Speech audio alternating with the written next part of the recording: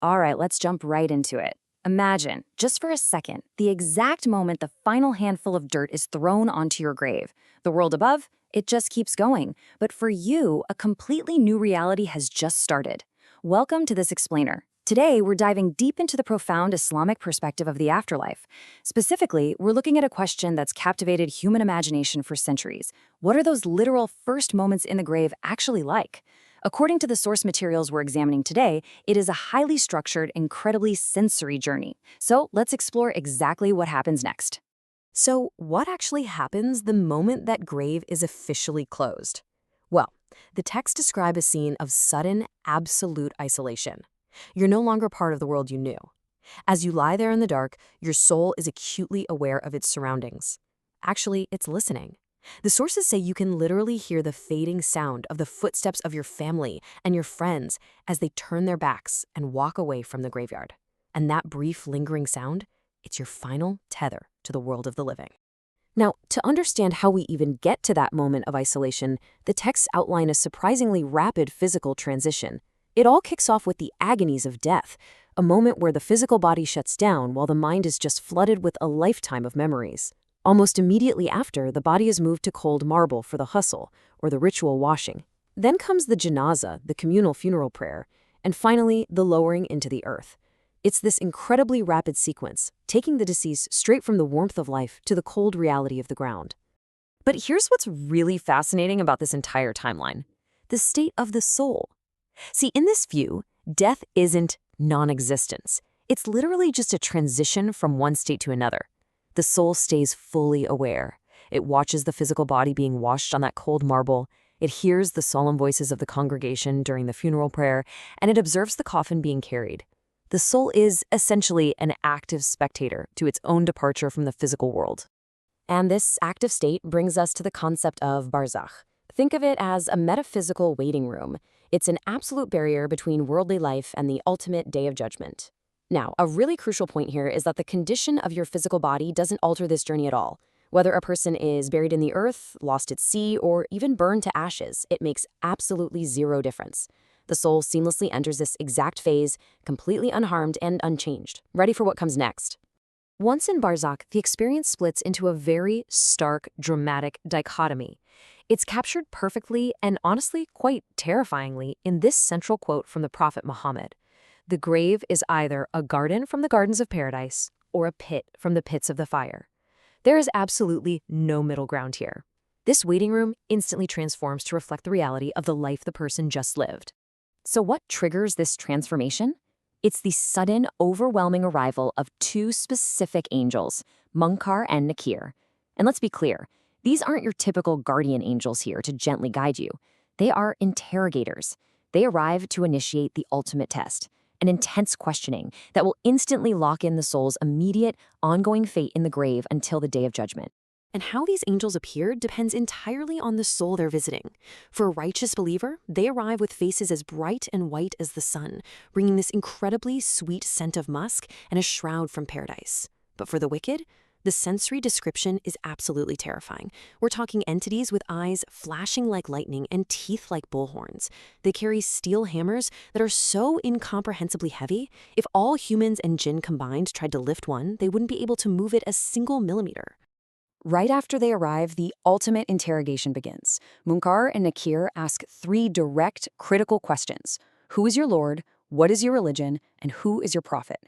Now, on the surface, sure, these seem like easy questions you could just memorize. But in the grave, your rational mind isn't the one answering.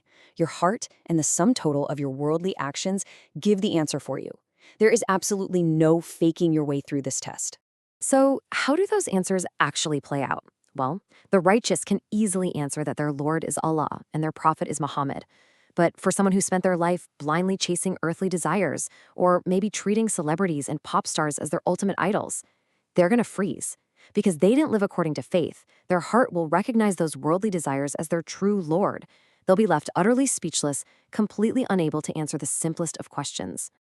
Section 1. The fork in the road. Passing or failing. Depending on how that interrogation goes, the path splits. For the righteous, something really beautiful and comforting happens.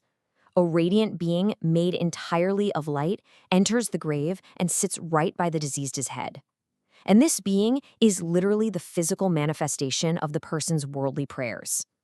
Their other good deeds, things like fasting and charity, they also take physical form, gathering around to shield and protect the soul from any distress or harm. And the comfort for the righteous only goes up from there. The grave, it stops being a tight hole in the ground. It dramatically expands as far as the eye can see. A luxurious bed directly from Jannah, or paradise, is prepared for them. And finally, a window opens on the side of the grave, flooding the space with the incredible sights and fragrant smells of paradise. The soul just gets to peacefully watch its future eternal home, resting in immense comfort until the end of time. Section 2. The Fate of the Wicked, a Terrifying Path. Turning our attention to the other path, the transition for the wicked is marked by immediate physical agony. It actually begins with the grave itself speaking. The earth gives this chilling verbal welcome, saying, "Out of all the people that walked on me, you were the one I hated most." And it doesn't just speak, it acts.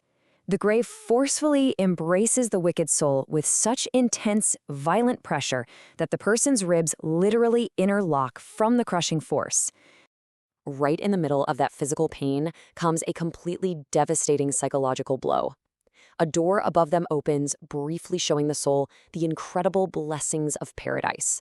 They are explicitly told, this could have been your home. It forces them to fully understand the massive scale of exactly what they missed out on. But then that door slams shut, and a door to hell opens instead, instantly filling the grave with burning heat and a foul stench. As that heat fills the space, the wicked soul realizes they aren't alone. A terrifying figure approaches them in the pitch-black grave. The texts describe a man with an incredibly ugly face, wearing filthy clothes, and just radiating this sickening smell. This dark figure steps right up to the deceased and starts mocking them, bringing bad news of the torment that's still to come. When the panicked soul finally asks this horrifying figure who they are, the answer is a massive shock. The figure replies, "I am your evil deeds. Haven't I been what you desired for all these years?" Remember how the prayers of the righteous became a being of light? Well, the backbiting, the forbidden desires, and the earthly sins of the wicked literally take the physical form of this repulsive figure, and it remains trapped with them in the grave. And the texts explain that this is just the beginning of a continuous torment. Specific angels are appointed to punish the soul. And here is a brutal detail. These tormentors are deliberately created to be blind and deaf. Why? So they absolutely cannot see the tears of the soul, and they can't hear their desperate screams begging for mercy. They repeatedly strike the soul with those massive hammers we mentioned earlier, strikes so powerful they could shatter a mountain to dust. The narrative gets even more specific here, focusing heavily on this number, 99. 99 highly venomous serpents are sent into the grave to continuously bite and sting the wicked soul until the day of judgment. To give you a sense of just how severe this is, the sources give a terrifying hypothetical detail. If a single drop of venom from just one of these serpents fell onto Earth, nothing would ever be able to grow in our soil again. Now, faced with this unending, claustrophobic nightmare, you'd probably expect the soul to beg for the end of the world to arrive, just to leave the grave, right? But there is a dark irony here. The wicked soul actually begs, "My Lord, do not let the hour come." Because despite the crushing ribs, the blind tormentors, and the venomous serpents, the soul knows with absolute certainty that whatever awaits them on the actual day of judgment is going to be infinitely worse. They actually prefer the torture of the grave over what comes next. And I think that brilliantly illustrates the ultimate takeaway from these intensely descriptive sources. This entire theological framework is really designed to force a reflection on how you are living your life today. So I want to leave you with this powerful question. If your deeds took a physical form today, like right now, who would be sitting beside you in the dark? A radiant being of light or a terrifying shadow of your own making? It's definitely a profound thought to ponder. Thanks for joining me on this explainer, and keep learning.